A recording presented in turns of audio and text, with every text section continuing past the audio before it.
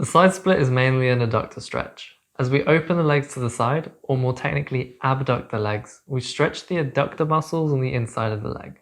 When we gain flexibility and control in this muscle group, we get deeper into the side split. But why, for so many, does progress suddenly stop? The femur bone of the thigh isn't designed to go this far out to the side. The neck of the femur jams up against the rim of the hip socket, also known as acetabulum, preventing the legs from opening further. Bone on bone just doesn't flex very far. It's for this reason that the side split is more complicated than simply stretch more and you'll get there. You need to position your hips and train according to your anatomy. Get this wrong and your side split training is likely to stall completely. But with deliberate modifications in your positioning and some specifically selected exercises, you can overcome this roadblock along with many others. In this video, we're going to break the side split down into its constituent parts, looking at the correct positioning, the triangle versus inline side split, why you should train the adductor muscles at different leverages, why you should strengthen the opposite muscle groups to those being stretched, and more. This is the mechanics of the side split.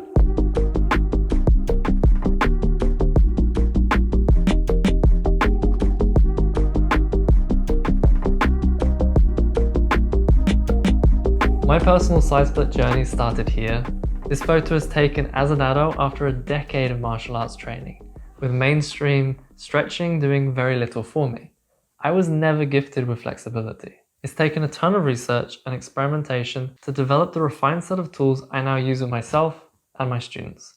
I've gone from the wrong positioning and barely breaking 90 degrees, to triangle side split, inline split, then being able to hold it Van Damme style, and now having the strength to actively pull myself into the side split and use it throughout my physical practice.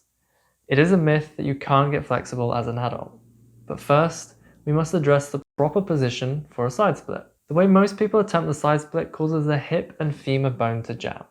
The point at which this occurs is a phenomenon of the femur's or thigh bone's angle of inclination. This angle of inclination, presented at the head of the femur, differs from person to person. Coxa-Vara and Coxa-Valga classify the extreme ranges, placing normal range between 120 to 139 degrees of inclination. That's almost 20 degrees of variation in normal hip joints, with more at either end of the spectrum. This drastically affects how high each of us can lift our leg straight out to the side, which translates into the position where your side split jams and feels like it just won't go any further.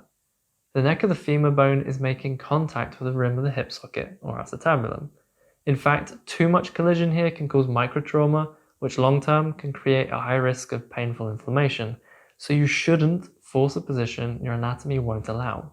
Now we know that lifting the legs to the side purely through hip abduction, whilst the hips are neutral or tucked under in posterior pelvic tilt, just isn't going to work for the vast majority of people. So how do we modify our side split and start making progress again? We need to change the rotation of the hip joint between our femur bone and our hip socket to allow for enough room to side split. Notice the markers on my hands. We need these points to align to create the optimal position to side split, and there's two ways of achieving this. Imagine this arm is my thigh bone and this is the ball of our ball and socket hip joint, and this hand makes up the rest of my hip. We now know that lifting the leg directly to the side just isn't going to work for the vast majority of people, as the leg butts up against the rim of the hip joint. So how do we fix this? We need to change the orientation of the hip joint to create enough room to side split. First, I can rotate my hip forward to create the position I want and align the tape. Second, I can externally rotate my leg to create the equivalent position and also align the tape. Notice how the markers align in the same way in both cases, because we have created the same position at the hip through two different methods. When the markers are aligned, we are in the optimal position with enough room to be able to achieve our maximum side split. So how do we cue this in an actual side split? The first way of creating this alignment is by anteriorly tilting the front of the hip down to the floor whilst arching our back. In this scenario, the leg is largely fixed and the pelvis does the rotating to create the angle we want and the space in the hip joint to side split. Alternatively, we keep the pelvis position and rotate the legs by pointing the feet up through external rotation instead of keeping them forward. This also creates the angle we want and the same space we need in the hip joint to side split. Both of these cues have achieved the same goal of aligning the points and rotating the hip joint with just enough room to avoid the bone-on-bone collision and allow us to open the leg to the side. Neither position is right or wrong, and I use them both with my students, but the majority of their training is performed with the first option, anterior pelvic tilt.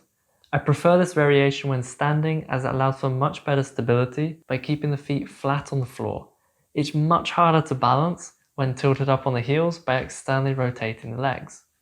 Having said this, when seated on the ground in something like a tailor's pose, you'll naturally be using the external rotation option, so it's worth being aware of both approaches.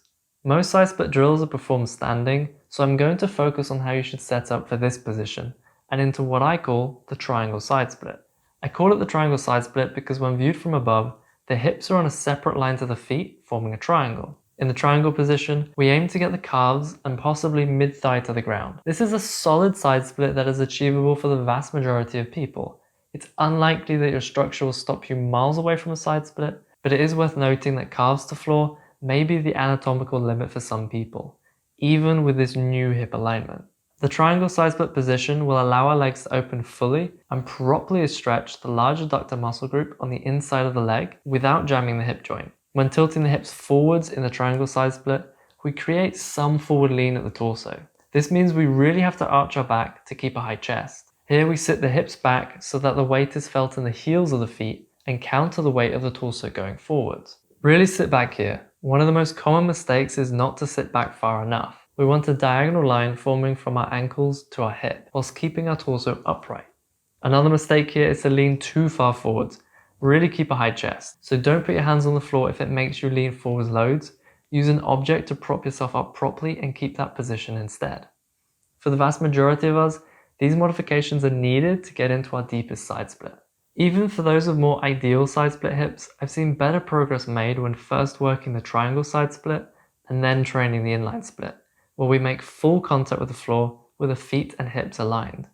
Only once the triangle side split position has been comfortably achieved do I recommend incorporating more inline side split focused drills.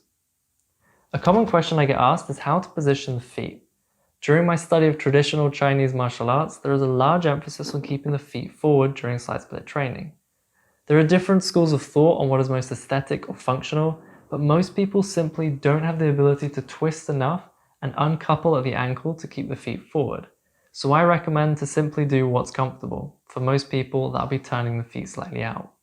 Other common tweaks that you'll have to experiment with include rolling slightly onto the inside of the foot and training with or without shoes.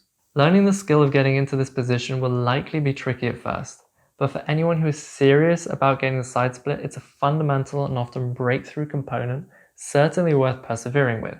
I always teach my students to exaggerate this position and learn to contract hard, for at least the first phase of training. Expect the correct alignment to feel more intense and harder to hold, especially when first starting, as the musculature and soft tissue is now correctly loaded and not the bone structure, i.e. you're no longer just resting on the joints. Keep maintaining the intention of this position over the course of your side split training, as your body will naturally settle and find your individual optimal alignment over time. So far we've covered the positioning and the cues for the triangle side split, and how it allows you to train in a way that suits our individual anatomy. But what is actually going on with the musculature? Let's dive into which muscles we train and why. We're trying to open the legs. In a side split, all of the adductors are being stretched from the larger adductor magnus and longus to the smaller pectineus. But the most notable adductor in side split training is gracilis. Unlike the other adductors, gracilis crosses the knee joint, inserting on the tibia bone of the lower leg. Since the knee is locked during side splits, the gracilis is often placed under a relatively greater stretch, making it a common limiting factor. By changing the angle of the knee, we can change the relative stretch on the gracilis. Leg locked equals more focus on the gracilis, whilst the bend in the knee equals more focus on the other adductor muscles. This is why loaded stretching drills such as horse stance squats and tailor's pose are so effective.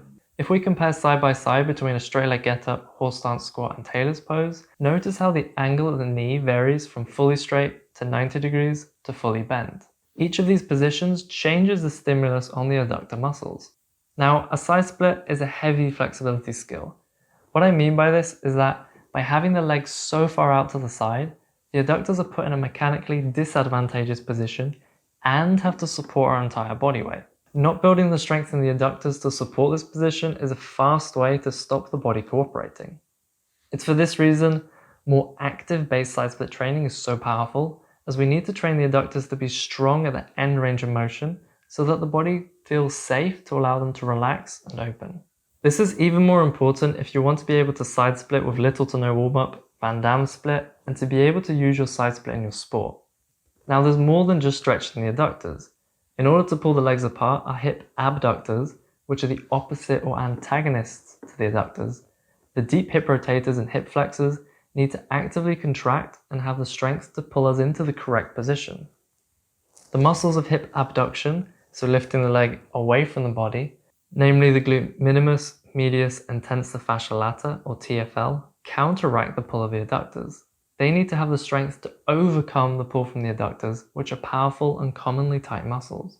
If your glutes are trying to pull the legs apart but are not strong enough, then the adductors won't release and your side split will stall. When working towards advanced side split variations, such as tilt, this becomes even more important as these muscles have to lift and hold the leg off the floor against gravity, rather than pulling with gravity. In a normal side split, this action is to pull you down and push the hip forwards. For some, more isolated training for the glutes and TFL to strengthen their ability to lift and open the legs is required. Additionally, we need a decent degree of hip flexor strength at end range to pull us into that proper anterior pelvic tilt position. If this can't be achieved, then the hip flexors will likely require direct work. For anyone who has weak hip flexors, tying in pancake flexibility training at the end of your side split session can be highly effective to build the strength needed to get into the proper position.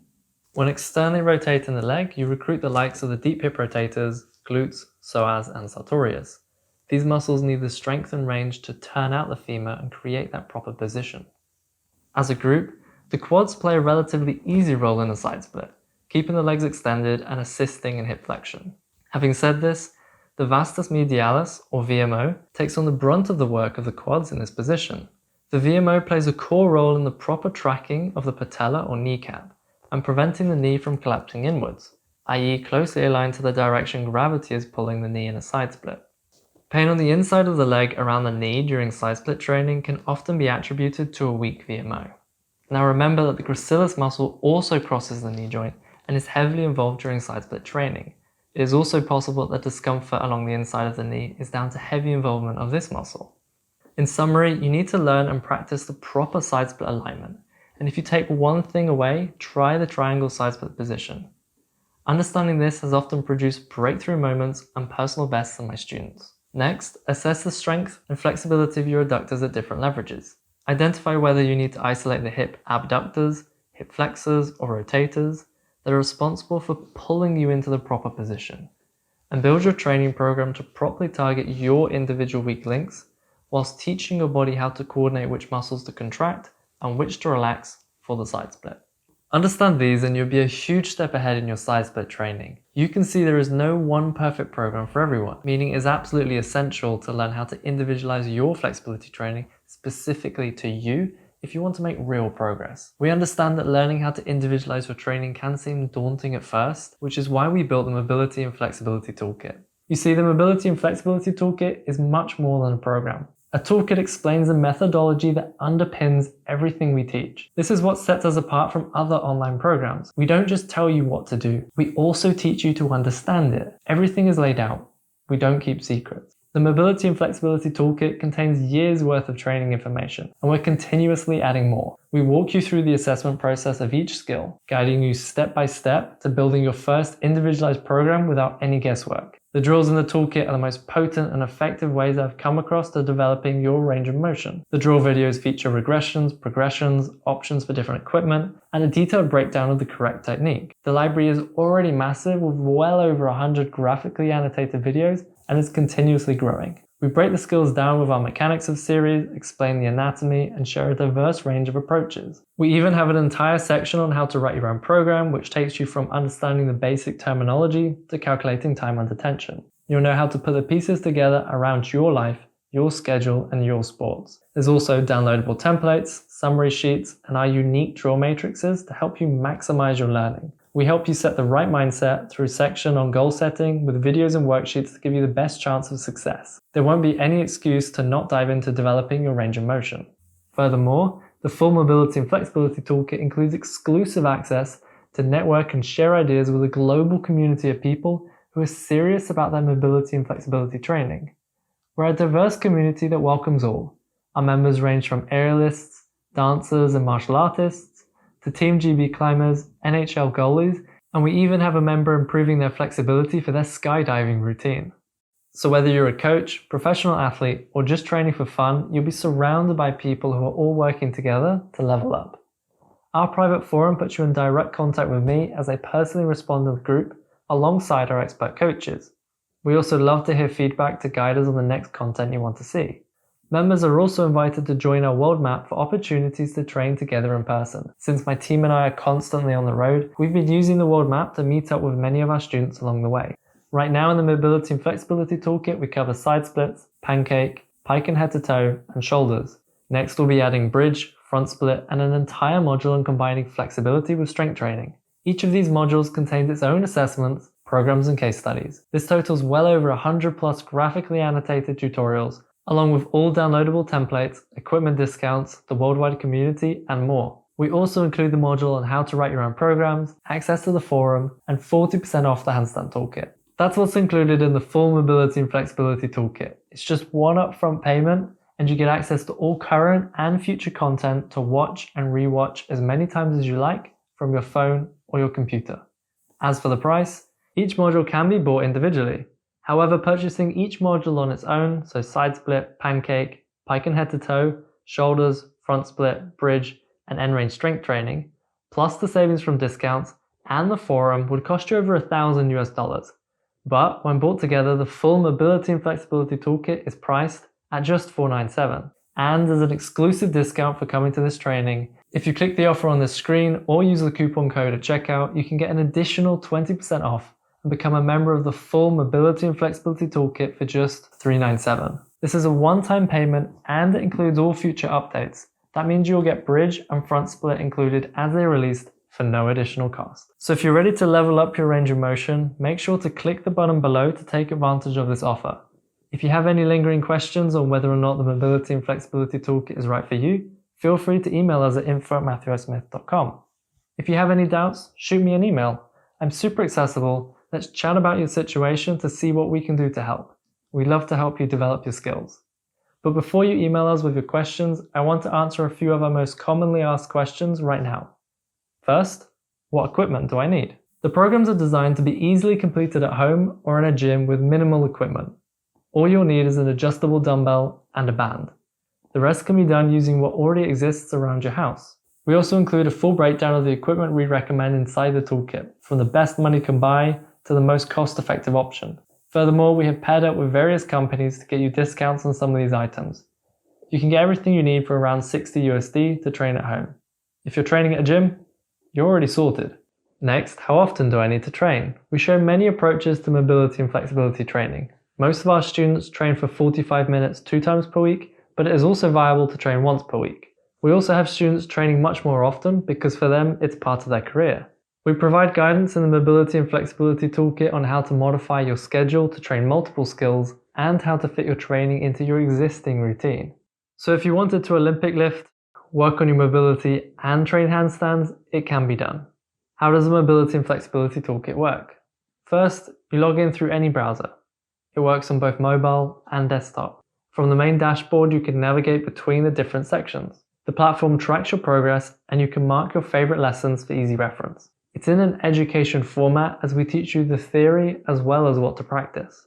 Once you've been through the introduction and goal setting material, you start with a full assessment for the skills you wish to train. We show you how to take the photos, measure the angles, and interpret your assessment results. From this information, we guide you step by step to build your individualized program that is specific to your assessment. No guesswork. Once you've watched the in-depth breakdowns of each exercise in your program, you're ready to start training.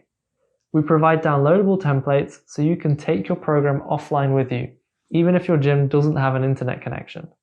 And the rest of the Mobility and Flexibility Toolkit is there for when you're ready to learn more. Because we also teach you how to write your own programs, the toolkit is designed to serve you for the rest of your training career. You pay once and it's yours to watch and rewatch as many times as you like. There is no limit and you can go at your own pace. The next question is, when is the new material going to be released? We're constantly adding new videos and updating content based on our members' feedback. We don't put timeframes on our releases because the quality of the information is the most important factor to us. We place high standards on ourselves in order to deliver you the best possible content. The good news is that all members of the full Mobility and Flexibility Toolkit get early access to new material as it is made. This way our members can start using the new modules before they're released individually. And I'm a complete beginner, is this for me? Or I'm advanced, is this for me? It doesn't matter whether you're a total beginner or you're going for your oversplit. We have options for both. This isn't just a single program, but the underlying approach with a lot of programs. Just like in the handstand toolkit, where we teach people from scared of falling all the way to one-arm handstands, the Mobility and Flexibility Toolkit goes from stiff as a board to being able to split without needing to warm up. As long as you're open and ready to learn, you'll find material for your level. By joining the full Mobility and Flexibility Toolkit, you can expect to increase your understanding of mobility and flexibility training. You'll learn how to complete an in-depth assessment for each skill, be confident in turning those assessment results into individualized programs, and know how to tweak those programs to keep producing results. That's it for this free 1-hour training. I wish you the best of luck in your mobility and flexibility journey. Remember, assess yourself, find out if you need to focus on more passive or active training, measure your progress, learn your anatomy, try out different training schedules and work on individualizing your training specifically to you. It's now your job to put it into practice and apply what I've taught in this training, and you should start to see real progress in your range of motion. And I look forward to seeing some of you inside the Mobility and Flexibility Toolkit.